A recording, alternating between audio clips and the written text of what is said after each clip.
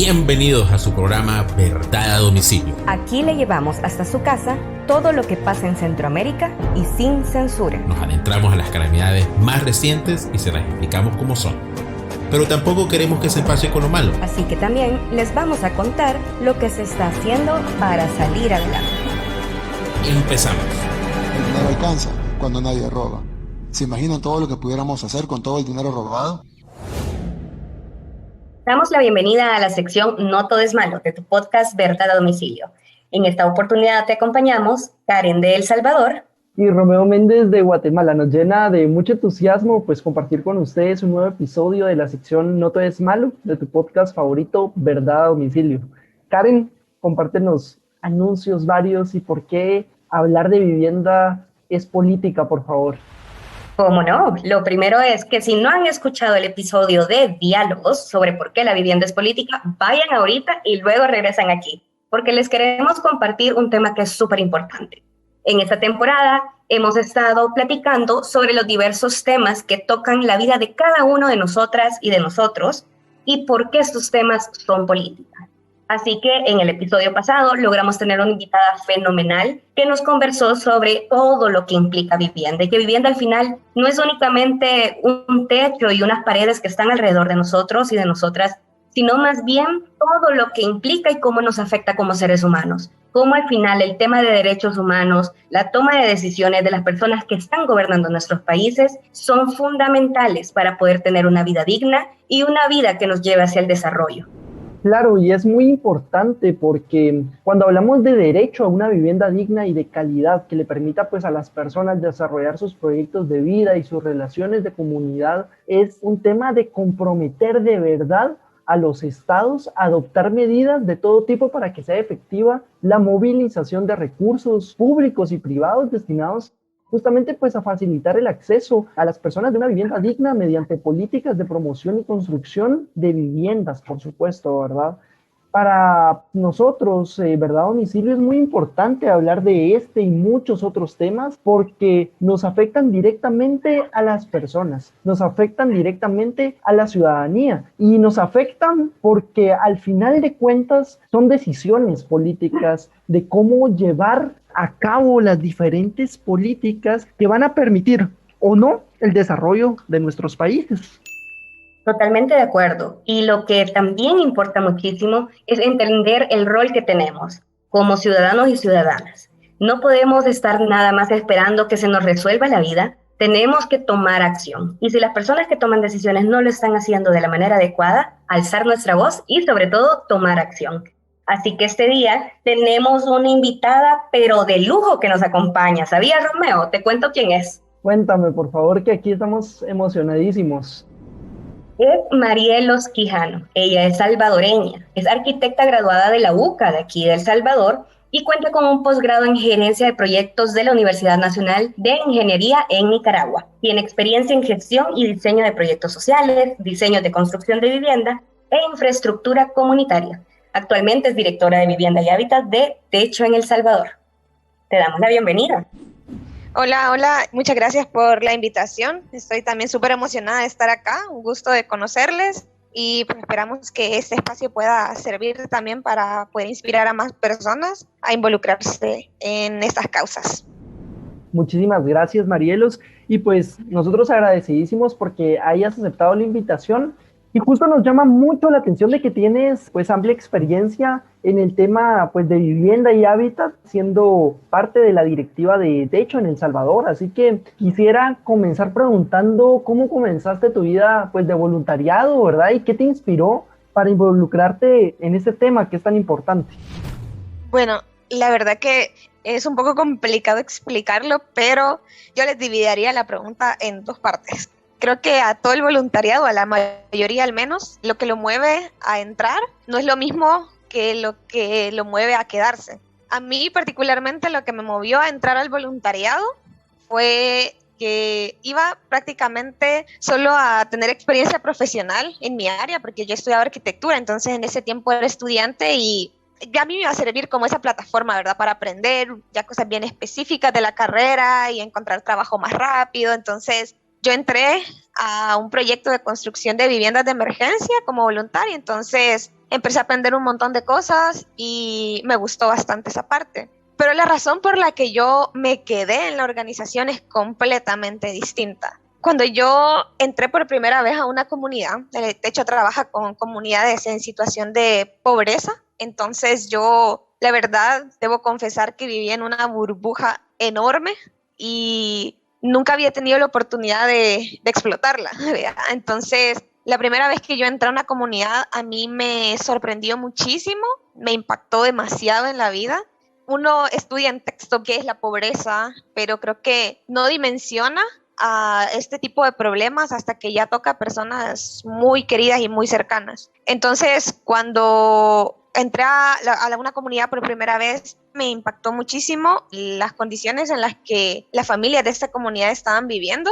Las viviendas eran completamente de materiales desechables, o sea, plásticos rotos, basura prácticamente. Entonces, y eran extremadamente pequeñas y ahí vivían familias completas. Entonces, yo le tomé mucho cariño a estas familias. Yo entré por un proyecto de construcción de vivienda, entonces es de un fin de semana y en un fin de semana yo me pude dar cuenta, entendí que estas personas a las que yo les había tomado cariño, a las que yo quería mucho, estaban sufriendo un problema tan grande y tan grave. Ahí fue donde yo decidí quedarme en la organización. La verdad, poco a poco fue el proceso en el que yo fui comprendiendo toda la problemática de El Salvador, vea, en cuanto a temas de pobreza.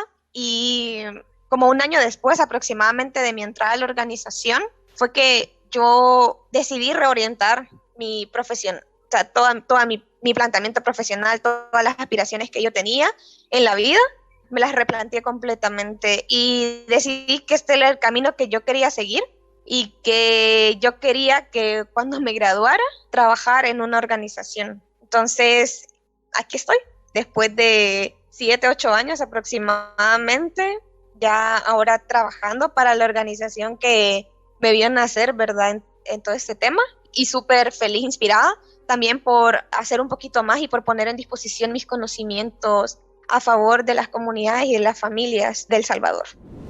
Perfecto, Marielos. Y mira, justo a mí me llamó mucho la atención lo que pues tú nos comentas, porque yo estaba revisando que el programa Hábitat de Naciones Unidas justo define una vivienda adecuada como algo más que tener un techo bajo el cual guardarse, justo como tú lo indicas, sino también significa disponer de un lugar privado, de un espacio suficiente, accesibilidad física, seguridad adecuada, seguridad de tenencia, estabilidad y durabilidad estructural, iluminación, calefacción, ventilación, etcétera, etcétera. Y todos los aspectos que van a hacer que una persona se sienta a gusto, ¿verdad? Y que cumpla con los estándares para que se convierta en una vivienda digna. Pero pues en Centroamérica vemos realidades sumamente duras, una desigualdad tremenda que nos pone a ver diferentes matices en los que vivimos en Centroamérica. ¿Tú cuáles consideras que son los principales retos de Centroamérica y por qué el tema de la vivienda hay que hablarlo? ¿Por qué el tema de la vivienda es política? Ok, la vivienda prácticamente es este lugar en el que uno duerme, come y desarrolla estas actividades esenciales con este núcleo familiar, independientemente cuál sea este núcleo, que prácticamente casi es un sinónimo de casa, ¿verdad? Pero la vivienda ya va más como en un término con este sentido humano de calidez, que no es solo la infraestructura, sino que no es solo las 4 paredes, sino que ya la vivienda incluye este tono humano, ¿verdad? De saber que hay una persona, hay una familia habitando este espacio. Pero ya el hábitat en general es todo este entorno en el que se desenvuelve esta persona. Entonces, supongamos que esta persona es un niño. Entonces, no solo es donde duerme y donde come este niño, sino es donde va a jugar, el parque donde va a jugar, la escuela donde va a estudiar, la calle por la que llega a esa escuela, la parada de buses, el centro comercial al que le gusta ir a comerse un helado, todo el entorno, absolutamente todo el entorno en el que esta persona se desarrolla, a eso le llamamos hábitat. Entonces, ahí es donde entra la diferencia y donde también es importante no solo hablar de vivienda como tal, sino de todo el hábitat y todo el entorno en el que una persona se desenvuelve. Qué valioso realmente lo que nos estás compartiendo, y me quedo como para que nos llevemos esa reflexión también, es identificar en qué burbuja estamos. y cómo podemos hacer justamente para salir de esa burbuja y ver también lo que las otras personas están viviendo. Estamos en países donde la realidad supera nuestras expectativas, supera incluso lo que podemos imaginarnos que está sucediendo con otras familias, y qué bueno salir y darnos cuenta que podemos también apoyar a estas familias a que se vuelvan un protagónico y transformen su realidad. De verdad que creo que esa lección que nos dejas y eso que te inspiró a quedarte en el tema y seguir contribuyendo es clave. Me encantaría que nos pudieras explicar, así si se lo explicaras a una persona, a un niño, a una niña así chiquitío, ¿qué le dirías? ¿Cuál es la diferencia entre vivienda y hábitat? Porque sí hacías como esa diferenciación cuando hablamos de estos temas, pero me encantaría que se los pudiéramos compartir a través de tus ojos. Que justamente es todo lo que tú mencionas. O sea, desde el momento, y de hecho eso también lo mencionaron en el podcast, en el episodio que estaban hablando anteriormente al inicio, es un derecho humano. Y cuando hablamos de derechos humanos, en general, cualquier derecho que esté siendo violentado, en este caso estamos hablando de una vivienda digna, es un tema político, sí o sí. No hay para dónde. Y es político precisamente porque al hablar de vivienda, no solo estamos hablando que se está violentando un solo derecho, ni siquiera. Estamos hablando de que, bueno, cualquiera de estos derechos interrelacionados que se esté violentando también afectará el resto. La vivienda, de hecho, creo que me resulta más fácil explicártela cuando hablamos, bueno, la falta de una vivienda digna también es una de las muchas dimensiones de la pobreza multidimensional. Entonces, la pobreza multidimensional abarca pues un montón de indicadores. Los indicadores van a depender del tipo de documento que leas, pero en general, un indicador importante, por ejemplo, es la salud, otro es la educación, la tenencia del suelo, la vivienda digna, obviamente, el acceso a servicios básicos, etc.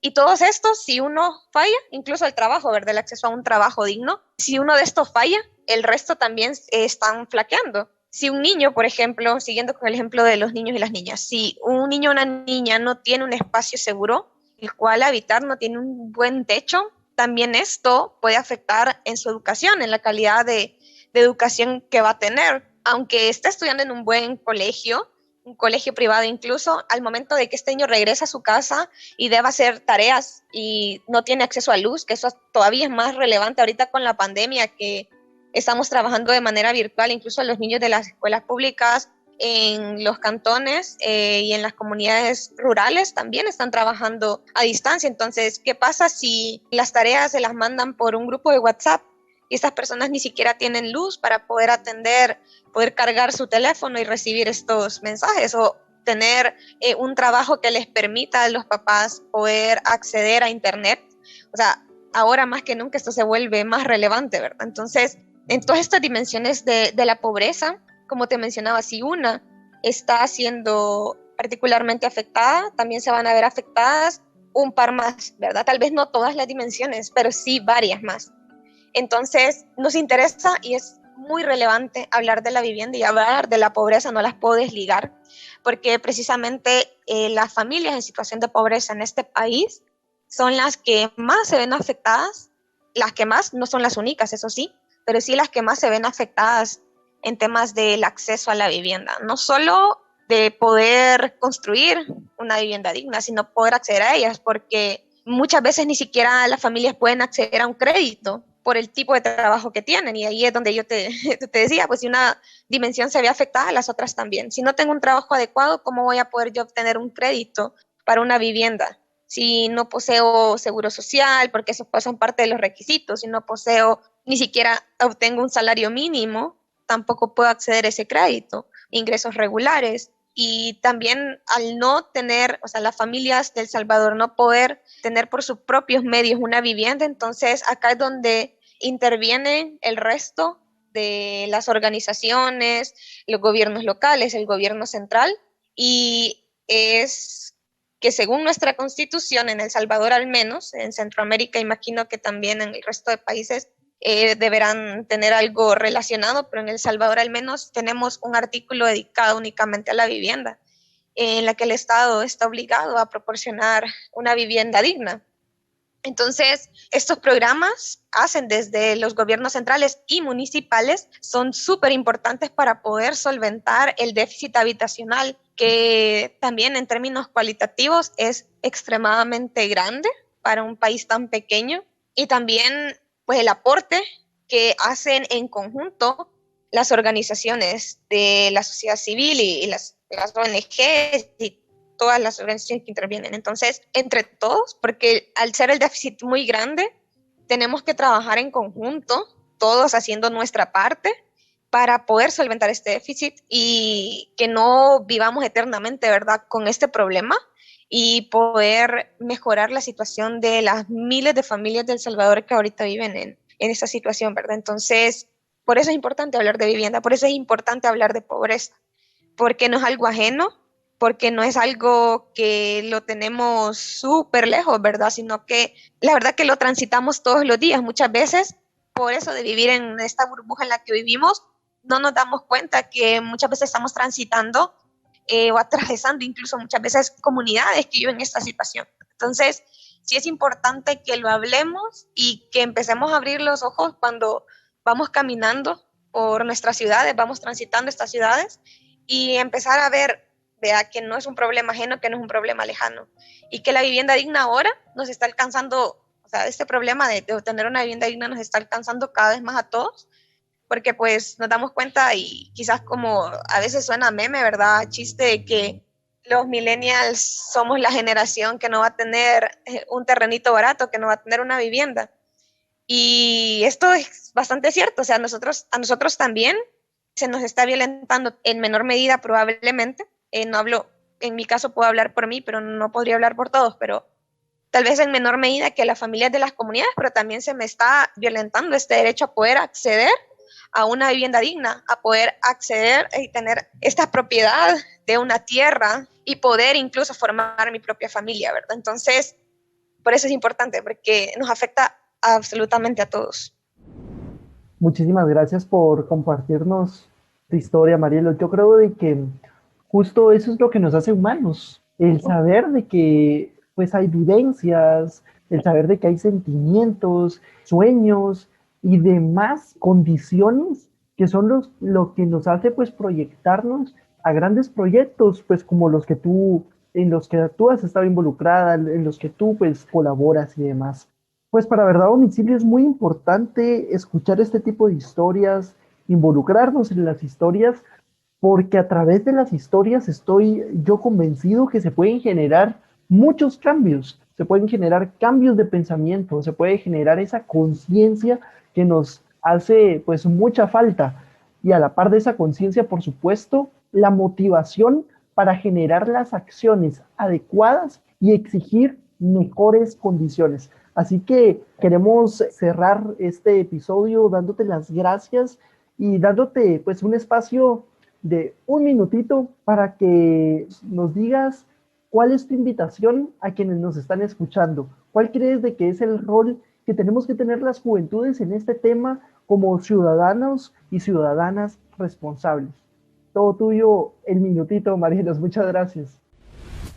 Bueno, en estos 7 años, la verdad que hay muchísimas historias que contar y muchísimas historias que han marcado no solo mi vida personal, sino que pues han tocado todos los ámbitos de mi vida. Y creo que eso es lo importante, quizás, y lo particular de esta vida en voluntariado, porque no se ve afectado solo un aspecto de la vida, no se ve afectado solo el aspecto profesional, sino que incluso hasta mi parte familiar, ¿verdad?, que ni siquiera está involucrada en la organización, se ha visto involucrada. Por eso hay demasiadas historias, pero creo que ahorita, y particularmente la que me gustaría comentarles, es que la comunidad El Espino, que se encuentra en una zona urbana, fue desalojada de sus terrenos de forma violenta en el 2018, si no me equivoco. Y en esta comunidad, bueno, yo la conocí por la organización, ¿verdad? Porque la organización empezó a trabajar con esta comunidad tras el desalojo forzoso que tuvieron. Y la verdad que para la comunidad fue un proceso bastante traumático. Y bueno, cuando nosotros empezamos a trabajar ahí, fue un trabajo súper extenso. Yo seguía como voluntaria en ese momento y aún así pues se sentía pues también el ambiente en ese tiempo de una zozobra muy grande para la comunidad y había muy poca esperanza. Pero bueno, un tiempo después la comunidad estuvo por mucho tiempo luchando por obtener sus tierras, por obtener esa legalización de sus tierras. Entonces, recuerdo que era un diciembre y la comunidad nos había invitado a varios voluntarios a poder asistir a una posada que iban a hacer los niños de la comunidad. Entonces, ahí estábamos ese día, ¿verdad? Ya súper listos con los pasteles, las piñatas, los regalos y todo para ir a la posada. Ese día iba a ser la votación de la Asamblea Legislativa para saber si les iban o no a otorgar ese derecho, ¿verdad? Del terreno. Entonces, ahí estuvimos súper pendientes, pero la votación se realizó hasta la noche, que era ya el tiempo de la posada. Entonces, ahí estábamos nosotros como con un ojo en la posada y el otro en alguno de los televisores que tenían las familias que estaban viendo pues la plenaria con la Asamblea Legislativa. Estábamos en unos refugios improvisados que había levantado la familia después del desalojo. Mucha gente, ¿verdad? Y al momento de la plenaria, habían diputados que estaban a favor, ¿verdad? Y estaban velando en pro de la comunidad, pero habían otros que también estaban hablando muy mal, ¿verdad? De decir que la gente no debería de tener cosas regaladas porque pues esto era contraproducente y que la comunidad pues o las comunidades también tienen un estigma muy grande, ¿verdad?, de violencia y pues no se habían tomado ni siquiera el tiempo de conocer a la comunidad. Entonces están hablando de un total desconocimiento también. Estábamos escuchando eso y a mí me impactó mucho escuchar ese tipo de comentarios con las personas de la comunidad ahí presentes y ellos pues muy dolidos también por lo que se estaba hablando de ellos. Entonces, en eso pues comenzó la votación y la verdad que ese ambiente tan tenso de ver cómo los números iban subiendo de las personas que sí iban a aprobar esta ley y esperando pues que de verdad se lograra la votación requerida para que les dieran el terreno. Entonces, todos los vecinos se agarraron de la mano ahí con los voluntarios también que estábamos ahí y cuando llegó, o sea, cuando el número justo llegó al número de votaciones que se necesitaba, solo escuchamos gritar a toda la comunidad y de repente comenzó el llanto de felicidad, no solo de los adultos, sino de los niños, de los jóvenes de la comunidad. Y estar ahí presente en ese momento y que la comunidad pues ganara en este caso la legalización de sus tierras fue muy bonito y pues un momento bastante también feliz, que marcó mi vida de muchas maneras. Definitivamente que eso es súper importante y es un llamado al trabajo en colaboración, a entender que esto no es algo que afecta a pocas personas. En Centroamérica estamos hablando de que aproximadamente un 60% de nuestra población estamos en condiciones que realmente limitan el derecho a tener una vivienda digna, a tener hogares en los que nos podamos desarrollar y que podamos llegar a tener esa vida plena que tanto se espera y que tanto deseamos. Y definitivamente que hemos pasado un 2020 en donde la pandemia ha venido a afectar todavía más las condiciones en las que ya estábamos. Si antes de la pandemia teníamos problemas sociales que ya estaban conflictuando nuestra vida digna, durante la pandemia pues esto se ha crecido. Temas de desempleo que están ligados, como bien nos explicabas, temas también relacionados a cómo se van desarrollando las profesiones y los trabajos también para las personas más jóvenes. Son retos que nos enfrentamos y cada reto implica también entender que hay un rostro detrás. Me encantaría que nos pudieras compartir alguna historia que ha marcado tu vida relacionado a los temas en los que ahora estás liderando. Sí, la verdad que yo creo que el primer deber que nosotros tenemos como ciudadanos es educarnos, ¿verdad? No, ahora creo que no hay muchas excusas que podamos poner para no conocer de la temática, para no tal vez buscar en internet, buscar noticias, informarnos. Entonces creo que nuestro primer deber es informarnos. Luego, porque ya conociendo el problema, la verdad que es muchísimo más sencillo poder saber desde nuestro lado, desde nuestra profesión, desde nuestro trabajo, desde lo que sea que nosotros estemos haciendo, saber cómo podemos involucrarnos, qué puedo aportar yo para empezar a dar solución a estos problemas. Techo obviamente les abre las puertas. Techo es una organización que está presente en casi toda Latinoamérica y le abre la puerta a cualquier persona que quiera involucrarse en poder darle respuesta a esta problemática tan compleja. Pero bueno, también hay un montón de iniciativas que nacen desde la sociedad civil en las que también se pueden involucrar, ¿verdad? Entonces creo que involucrarse también es como el siguiente paso y hay que darlo. No es fácil poder tener la oportunidad de explotar esa burbuja en la que vivimos, pero creo que es muy importante hacerlo para poder cambiar la realidad de nuestros países, de todos los países de Latinoamérica, Centroamérica, y de verdad que les invito a que abramos los ojos, a que transitemos la ciudad de una forma diferente y que empecemos a ver qué es lo que realmente está pasando a nuestro alrededor. Muchísimas gracias, Marielos. Ha sido un placer contar contigo el día de ahora, que nos pudieras compartir tu propia experiencia y esperamos que también esta experiencia pueda abrir las puertas a que otras personas se puedan involucrar cada vez más en esos temas que son de tanta relevancia. Creo que la lección principal de ahora es que rompamos esa burbuja en la que a veces nos encontramos y que podamos buscar las opciones de organizaciones o iniciar incluso nuevas alianzas que favorezcan que estas vidas que se están viendo impactadas por tanta afectación puedan realmente encontrar esa fuerza interna para que podamos como sociedad salir adelante. Porque la sociedad civil está activa, está presente y tenemos que seguir entonces adelante colaborándonos unos a otros para tener una mejor Centroamérica.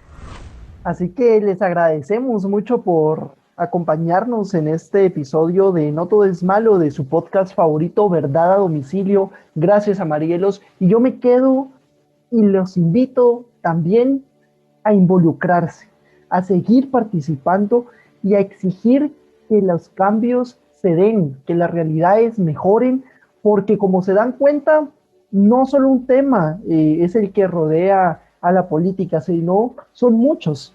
Y es por eso de que tenemos que involucrarnos, porque los ciudadanos conscientes y críticos son los que de verdad tienen que hacer de que las cosas mejoren, que las cosas avancen. Y así que les felicitamos desde ya. Les deseamos lo mejor. Un fuerte abrazo. Esto fue Verdad a Domicilio desde Centroamérica para el mundo. Feliz noche. Muchas gracias por acompañarnos en esta transmisión. No se pierda nuestro próximo programa y siga soñando con nosotros en los países que queremos tener. Hasta entonces, les deseamos fuerza, unión y rebeldía. Hoy, con más claridad que nunca, les pido, les suplico, ¿y si nos unimos?